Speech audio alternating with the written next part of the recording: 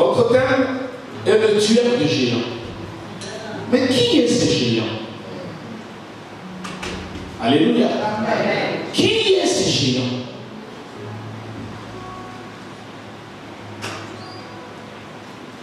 Et tu es là,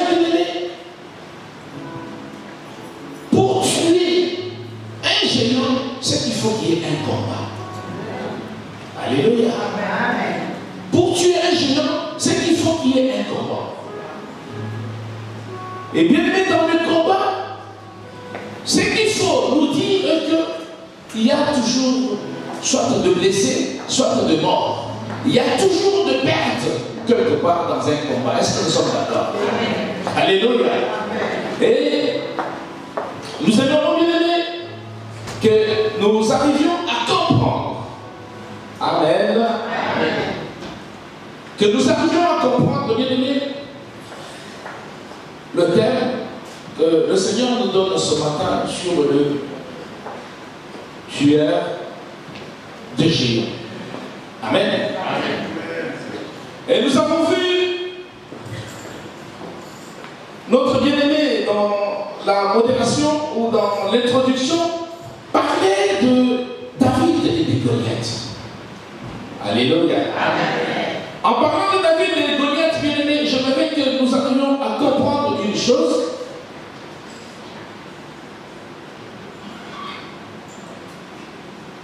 Goliath était devant le peuple de Dieu.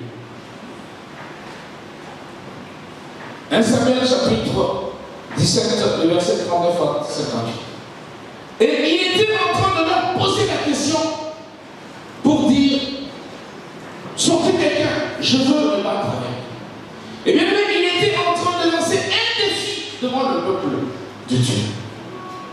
Et personne ne pouvait dire quelque chose parce qu'ils avaient peur d'un géant. Ils avaient peur d'un géant.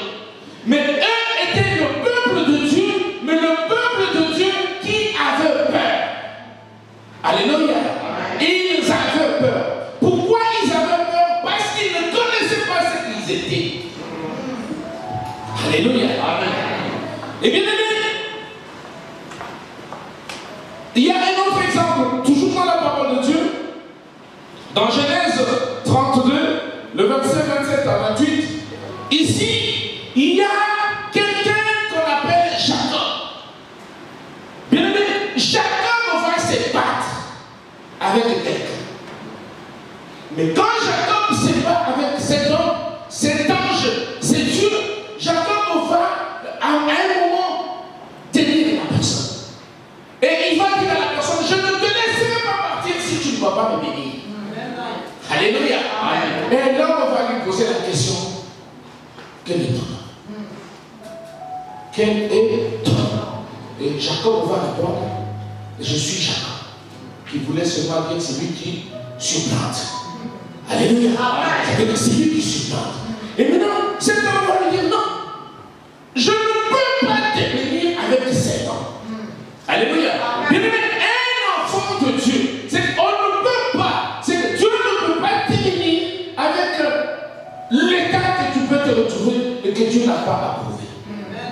Pour que Dieu puisse te bénir, Dieu va d'abord enlever ce qui peut l'empêcher pour que Dieu puisse te bénir. Et si tu veux tuer les géants, bien aimé, laisse-moi te dire que pour tuer les géants, il faut d'abord te tuer, c'est une capacité d'avoir le dessus sur le géant pour que tu puisses le tuer. Alléluia. Sinon, bien aimé, c'est que les géants vont te terrasser. Voilà pourquoi David se retrouve devant Goliath. Se retrouvant devant Goliath, bien aimé, David a cherché à comprendre quelque chose. David, regardez, David n'est pas allé au combat comme ça, il va au combat devant Goliath. David a regardé. L'Esprit de Dieu lui a parlé. David a regardé. David a compris une chose, qu'il faut qu'il s'élève à une dimension de prendre les dessus sur le géant pour qu'il puisse tuer le géant. Alléluia. Mais même pour tuer le géant, il faut prendre une dimension de tuer le géant. Voilà pourquoi nous, enfants de Dieu, bien aimés, nous négligeons ce qu'il ne faut pas négliger. Le Seigneur est celui qui nous garde. Il est notre berger. Mais Mais le Seigneur, c'est lui qui nous garde. Bien aimé, c'est celui qui gardait David. David a dit que l'Éternel est mon berger. Je ne manquerai rien. Alléluia. Bien aimé, David a compris que non, Goliath est monté au-dessus pour parler de combat en prenant ou en parlant, bien aimé, de ce qui était démoniaque. Goliath a invité ses dieux. Voilà, ce sont ces dieux-là qui marchaient avec lui. Voilà pourquoi il était fort. Et David a compris, il a dit, tu viens devant moi avec Javelot, tout ce que tu as, mais moi, marche au nom de l'Éternel. Alléluia. Alléluia. L'Éternel est celui qui est au-dessus de tout. Et celui qui est au-dessus de tout est celui qui prend possession. Alléluia. Voilà pourquoi, bien aimé,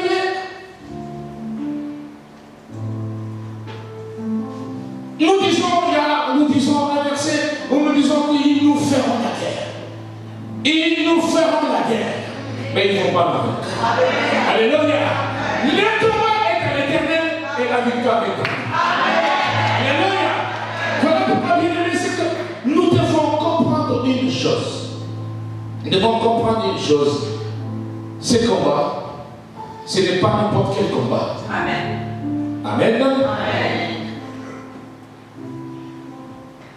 S'il y a un endroit qui a besoin de bénéficier de l'œuvre du Saint-Esprit, c'est quelque chose que nous voulons voir tout à l'heure. Amen. Amen. Amen. Est-ce qu'on peut nous afficher 2 Corinthiens chapitre 10? 2 Corinthiens chapitre 10 à partir du verset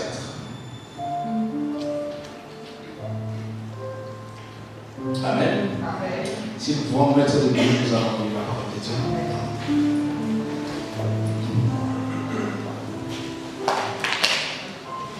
Amen. Amen. Est-ce que nous sommes là? Amen. Est-ce que nous sommes là? Amen. Nous allons mettre debout, nous allons honorer Dieu, nous allons lire la parole de Dieu. Lisons ensemble 1, 2, 3. Car les armes avec lesquelles nous combattons ne sont pas charnelles, mais sont puissantes par la vertu de Dieu pour renverser les forteresses. 5. Nous renversons le raisonnement et toute hauteur qui s'élève contre la connaissance de Dieu et nous appelons toute pensée captive à l'obéissance de Dieu. Est-ce que tu peux me mettre 3, s'il te plaît?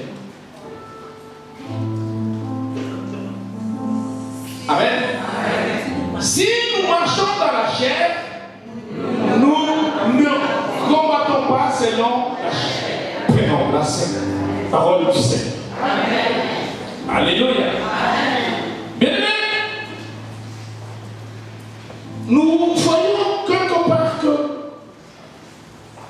c'est dans nos pensées. C'est dans nos pensées, bien aimé, que le Saint-Esprit doit venir pour que cet esprit puisse prendre place. Amen. Aujourd'hui, nous pouvons nous poser une question. Où sont les géants? Qui sont les géants? Et bien, nous trouverons, si nous avons posé la question, on parlera peut-être des sorciers, on parlera peut-être des gens qui ne nous aiment pas, chacun parlera de quelque chose. Mais bien aimé, nous allons oublier une chose qui est nos pensées. Alléluia. Nos pensées. Voilà pourquoi, bien aimé, nous avons dit tout à l'heure que nous devons appeler le Saint-Esprit afin que le Saint-Esprit puisse bénéficier de nos pensées, afin que nous puissions terrasser les géants. Amen. Alléluia. Afin que nous puissions terrasser les géants. Bien aimé, l'homme constitue de raisonnement.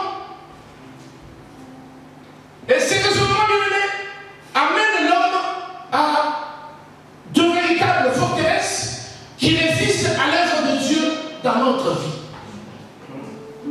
Alléluia. Amen. Ici, nous voyons par l'apôtre Paul a évoqué 2 prisons. Parce qu'il dit que nous renversons. Alléluia. Amen. Qu'est-ce qu'il veut renverser ici? Ce sont des raisonnements qu'il veut renverser. Et ce sont ces raisonnements-là qui nous tiennent captifs. Alléluia. Amen. Et laisse-moi te dire, tu es là ce soir. Amen. Tu as une maladie. Bien aimé, même si cette maladie peut être physique, laissez-nous nous dire que cette maladie est d'abord spirituelle. Amen. Alléluia. Amen. Et cette maladie qui est spirituelle, bien aimé, c'est qu'on t'a offert quelque part, par un raisonnement, par un entendement, par quelque chose qui fait que non, c'est la taille. Voilà pourquoi souvent nous sommes là, nous disons, ma tête là, elle me fait toujours mal, ma maladie là. Bien aimé, nous approprions de choses. Et ce sont ces choses-là qui font que non, cela prend place. Alléluia. Et laissez-nous nous dire, bien aimés, nous voulons le terrasser ce soir. Nous voulons le terrasser ce soir. Alléluia. Alléluia. Nous voulons le terrasser ce soir. C'est là que c'est-à-dire que quand je commence à penser quelque chose, bien aimé, c'est que ça cogite dans ma tête. Et quand ça cogite dans ma tête, bien aimé, cela fait que non, cela puisse prendre possession à moi. Voilà pourquoi l'apôtre Paul n'a pas hésité de parler de Dieu de ces siècles. Et nous le voyons dans Éphésiens chapitre 2, le verset 2, où nous voyons dans 1 Jean chapitre 5, le verset 9. Nous voyons cela. Bien, ce monde appartient à un Dieu qui est le Dieu de ces siècles. Alléluia. Qui est le Dieu de ces siècles. Et ici, l'apôtre vient et dit, nous renversons les raisonnements et toute hauteur qui s'élève contre la connaissance de Dieu, et nous amenons toute pensée captive à l'obéissance de Christ. Amen. Alléluia.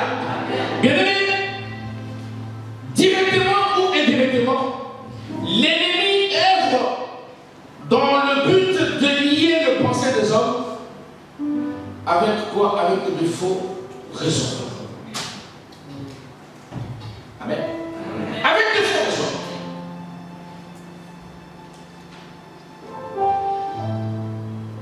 Ici, nous voyons quelques personnes dans la parole de Dieu qui ont été trompées par le diable.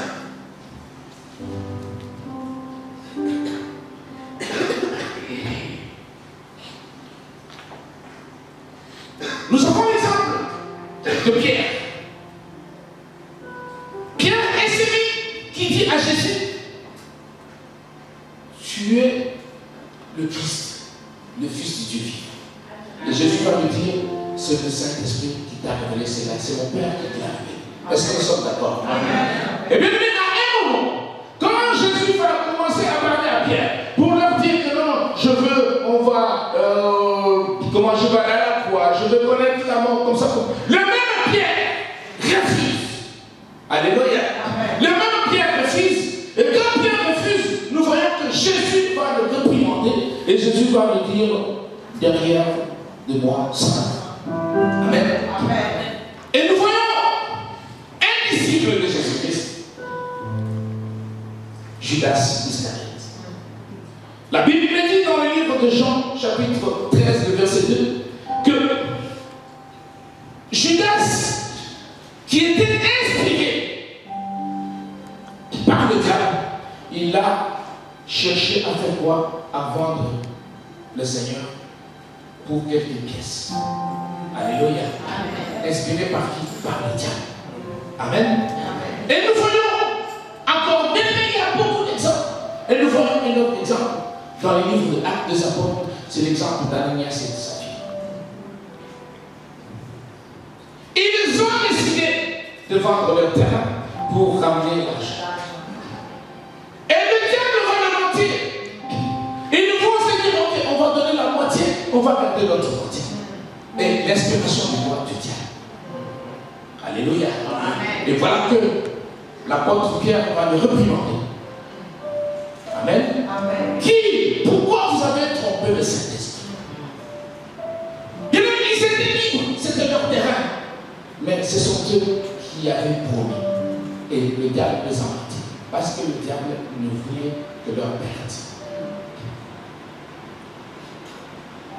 Bien-aimés, le diable vient dans nos pensées afin qu'au lieu que nous terrassons les géants, mais que les géants nous terrassent. Et ce matin, nous sommes en train de parler des rois de géants. Amen. Nous sommes en train de parler des géants. Amen.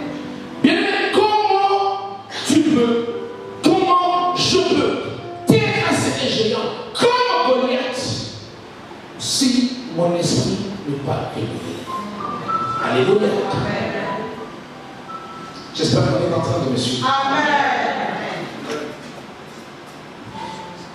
Bien-aimé, les forteresses des raisonnements peuvent parfois provenir de l'éducation,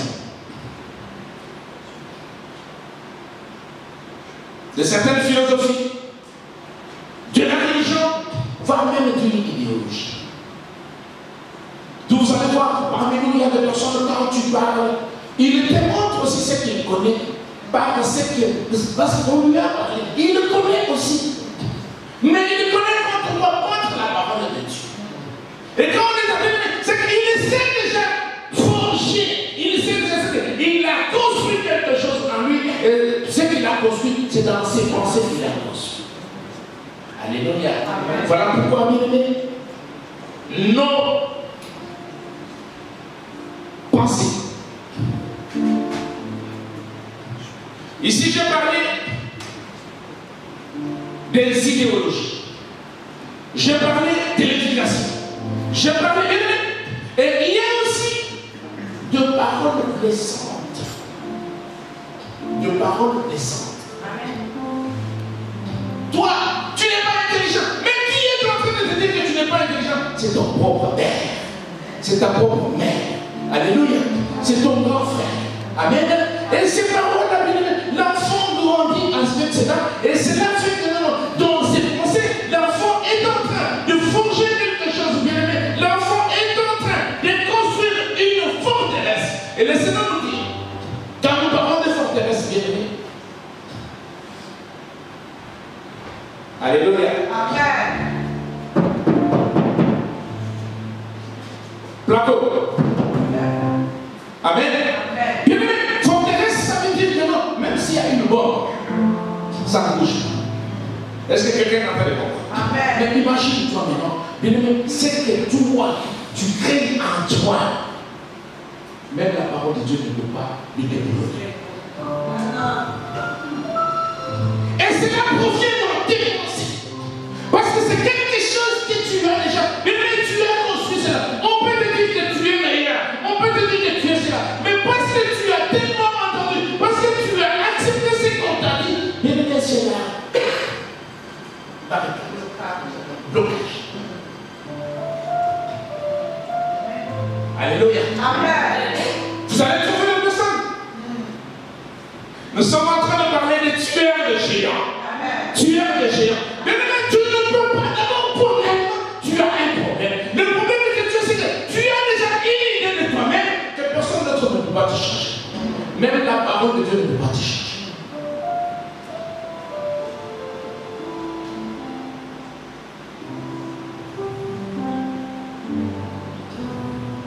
Vous voyez les personnes, parce que des fois on dit, il est têtu, il n'a pas personne. Non, il n'est pas têtu, sauf qu'il est bien dans une forteresse. Bien que c'est qu'il a bien construit, mais ça ne se construit pas avec n'importe quel matériau, ça se construit pas avec un matériau durable, mais ça se construit avec des matériaux éternels, les matériaux éternels indestructibles.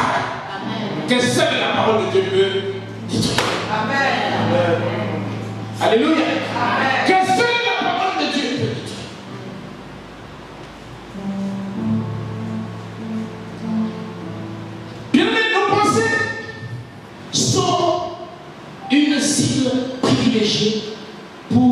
de nombreux messages négatifs de la vie quotidienne et qui nous font que nous assaillir tous les jours. Chaque minute, chaque heure, chaque instant, nous avançons.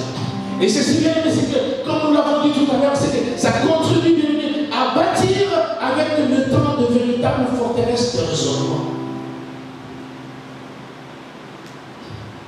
Et il y a aussi des tentations extérieures. Et ces tentations extérieures, c'est des convoitises qui proviennent de notre chair, notre crainte, nos doutes, nos blessures intérieures. Et ce sont deux matériaux qui servent à construire des forteresses. Pourquoi? Ici, dans 4, on va voir 4 et 5. Alléluia. Alléluia. Est-ce que nous sommes là? 4 et 5, c'est bon? Ouais. Alléluia.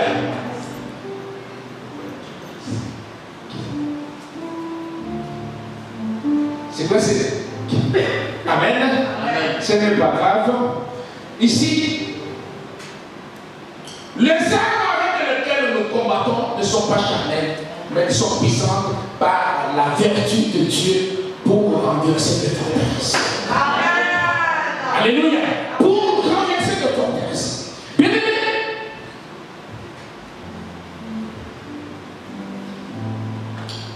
les convoitises de la chair, nos craintes, nos doutes, nos blessures intérieures. Et bien aimé, à tous ces riches, comme nous avons dit tout à l'heure, de prison. Et ces prisons-là, bien aimé, n'apparaissent. Personne ne peut voir ces prisons-là. Mais ces prisons-là, bien aimé, c'est que le Saint-Esprit le voit. Donc tu vas voir quelqu'un dans la maison de Dieu, la personne n'a pas un sourire. Alléluia.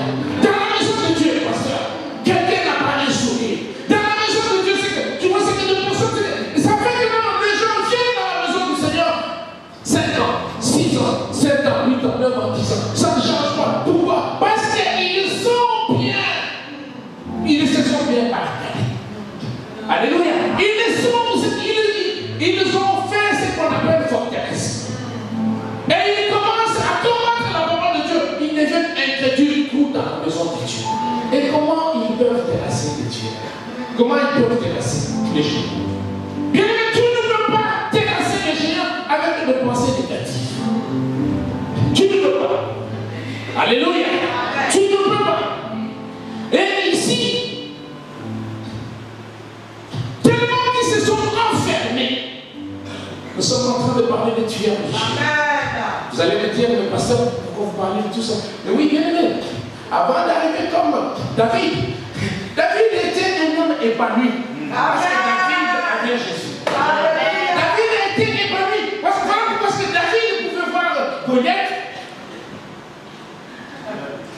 et mesurer Goliath par rapport à son Dieu. Pas par rapport à lui. Maintenant, tu mesures tout par rapport à ta situation. Alléluia.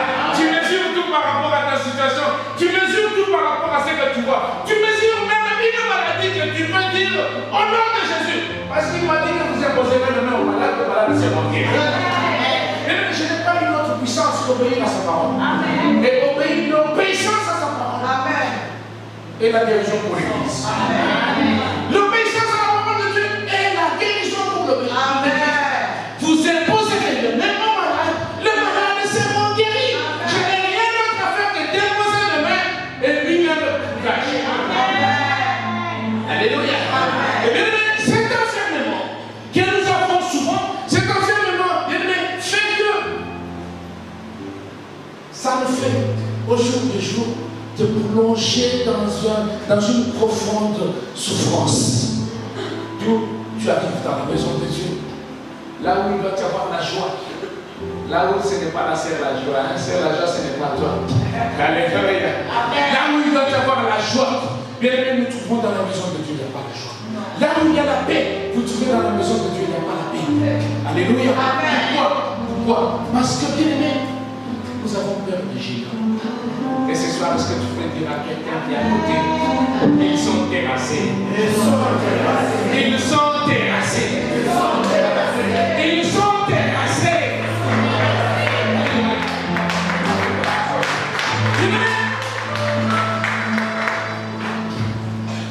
Un chrétien qui est déjà vaincu dans ses pensées est emprisonné par de faux raisonnements et il ne peut pas vivre dans le monde. Il ne peut pas donner envie aux gens qui l'entourent pour que ces gens viennent au Seigneur. Voilà pourquoi nous sommes, combien sont restés à la maison? Combien nous avons laissé les gens à la maison? Tu vas dans vos histoires là. Pourquoi? Parce que tu ne pries pas. Pourquoi? Parce que tu as des pensées. Tes pensées sont déjà enfermées. Alléluia. Tes pensées sont déjà enfermées. Tu as un raisonnement, bien-aimé, qui est un raisonnement de choses qui sont à toi. Alléluia. Alléluia. Et tes pensées ont fait quoi? Ils ont fait ce qu'on appelle état de siège. Un enfant de Dieu. Mais les pensées ont fait état de siège. Vous savez, l'état de siège, ça veut dire que non, c'est l'heure de mère préférée. Mais où? Dans un enfant de Dieu. Nous aimons beaucoup de versets bibliques. Mais ces versets bibliques-là ne deviennent que de récitation. Alléluia. Ce soir, bien aimé, ce soir, change. Change tes pensées. Job dit, ce que je crains, c'est du mal. Alléluia. De quoi tu as peur? De quoi tu as peur? De quoi tu as peur? Bien, les enfants de Dieu ont peur de tout. Ils ont peur de tout. Ils ont peur de tout. Ils ont peur même de tout, même des cafards. On voit les cafards, directement on voit sorcier. Au nom de Jésus, non! Ce n'est pas au nom de Jésus, c'est cafards.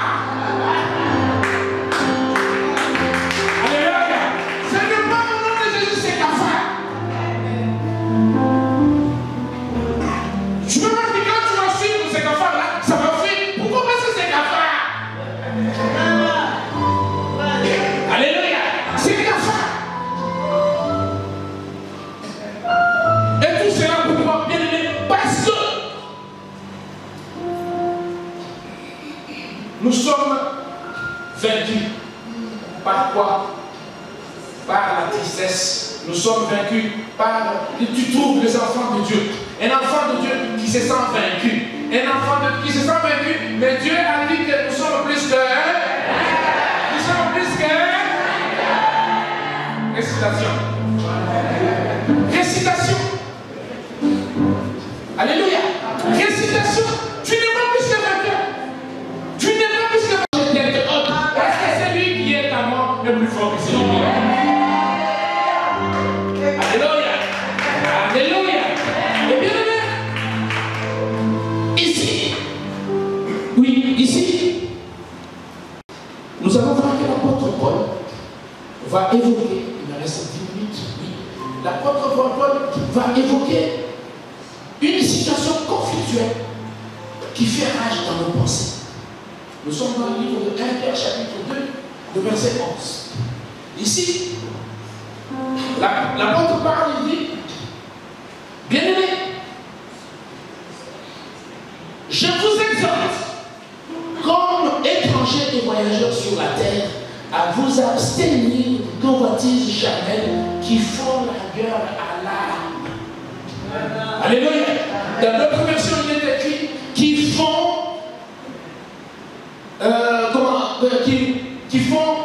qui sont comme des désirs naturels. Ici, c'est convoitise charnelle, et dans d'autres versions, il est écrit. Mais ils font la guerre à qui? À l'âme.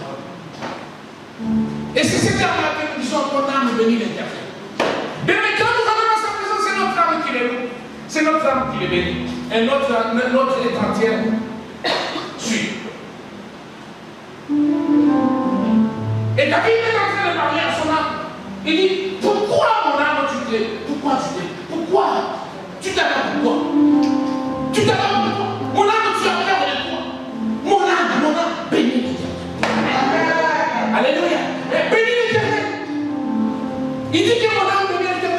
n'oublie aucun de ses bienfaits. Mais quand tu dis quoi? Tu as la peur.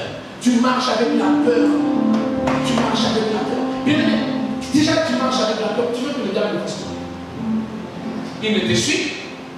Ah oui, moi, parce que il vient dans tes pensées. Et quand il vient dans tes pensées, nous voyons comment il a fait avec Ananias, comment il a fait avec Pierre. Il le fait. Il vient, il te parle.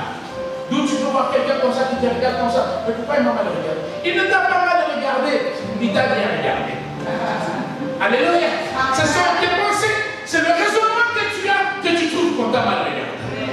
Alléluia. Alléluia. Bien aimé, le pensée exerce une forte influence sur nos choix, sur nos attitudes, sur nos comportements, sur nos paroles et sur notre image. Ce qu'il faut savoir, c'est que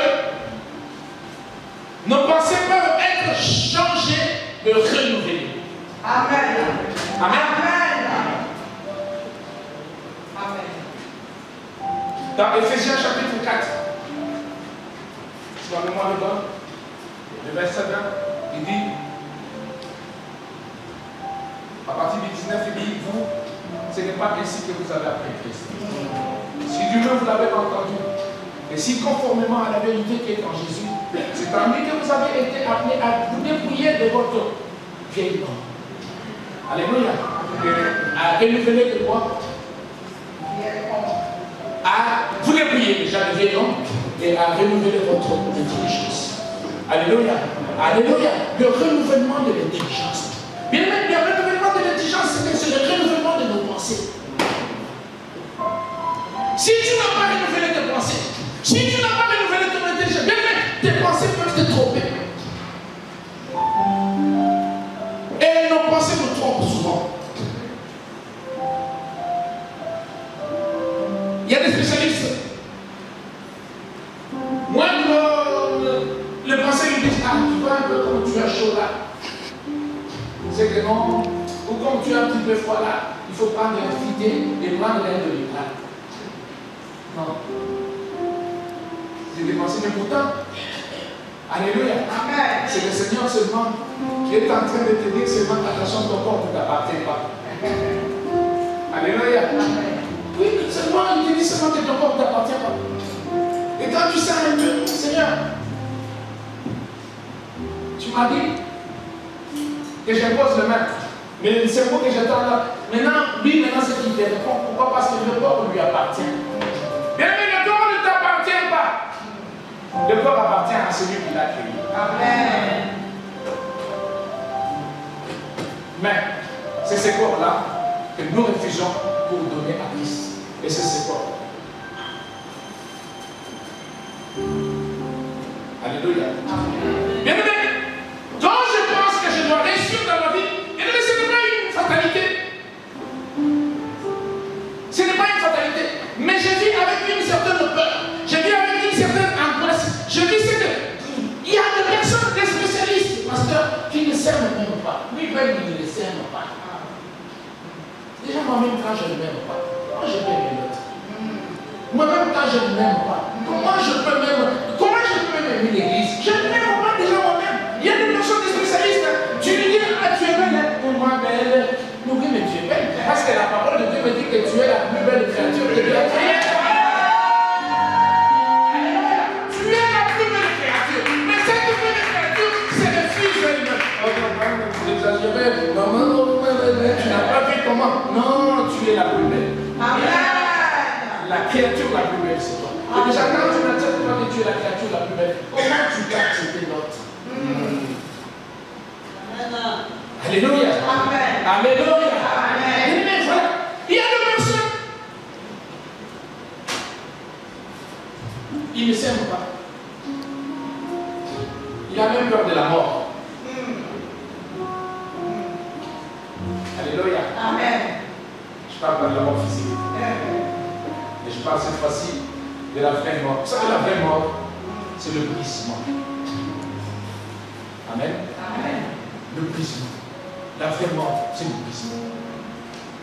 Et cette mort-là qui fait que non, tu peux maintenant suivre le Seigneur. sans détour. Tu peux suivre le Seigneur et tes pensées ne peuvent pas partir. Pourquoi? Parce que tu es brisé. Alléluia. Amen. Alléluia. Amen. Je veux m'arrêter là. L'apôtre Paul affirme qu'un changement est possible. Parce que la parole de Dieu me dit dans le livre de Ephésiens chapitre 3, le verset 20, que à celui qui peut faire la puissance qui agit en nous infiniment, au-delà de tout ce que nous demandons en pensée. Alléluia. Il peut tout faire. Il est capable de tout. Il est capable de tout. Il peut tout faire. Alléluia. Et ici, bien aimé, il nous ouvre la voie vers la victoire sur les forteresses de raisonnement. Il nous ouvre même et il nous donne même des techniques. Et ces techniques-là, bien aimé, nous avons deux armes qui sont des armes spirituelles, qui sont défensives et qui sont offensives. Nous devons, bien aimé, c'est de commencer par identifier, bien aimé, commencer par identifier le faux raisonnement que nous avons en nous et en le soumettant à la vérité. J'ai un faux raisonnement, j'ai une façon de voir qui n'est pas la véritable, et je dois faire quoi? Je dois le soumettre à la parole de Dieu. Bien aimé, si tu ne soumets pas quelque chose à la parole de Dieu, voilà un échec. Et bien aimé, je dois savoir aussi avoir cette une discipline dans mes pensées. Amen. Amen. Une discipline dans mes pensées. Amen. Et à cela, on peut vaincre le géant. Amen. On peut tuer le géant. Amen. Bien-aimé, tu t'élèveras et tu regarderas quelqu'un. Tu lui diras, arrière de moi, Satan. Bien-aimé, tu vas appeler ce qu'il y a que le Saint-Esprit qui peut arriver à ce que tu arrives à ce point-là. Et pour arriver à ce point-là, bien-aimé, la parole de Dieu nous dit que si nous demandons, méchants que vous êtes, si vous savez donner de bonnes choses à vos enfants, à combien plus forte raison Dieu donnera le Saint-Esprit à celui qui vient. Bien-aimé, nous n'avons qu'à demander le Saint-Esprit. Et il est celui qui vient nous tenir par la main. Il est celui qui vient nous conduire. Il est celui qui vient nous donner un esprit de discernement. Bien-aimé, un esprit de discernement, ce n'est pas pour voir les autres, mais un esprit de discernement, c'est pour aider les autres. Et un esprit de discernement, ce n'est pas pour soi-même, parce que quand Dieu te donne, ce n'est pas pour toi, mais Dieu te donne, c'est pour les autres. Amen. Alléluia. Amen.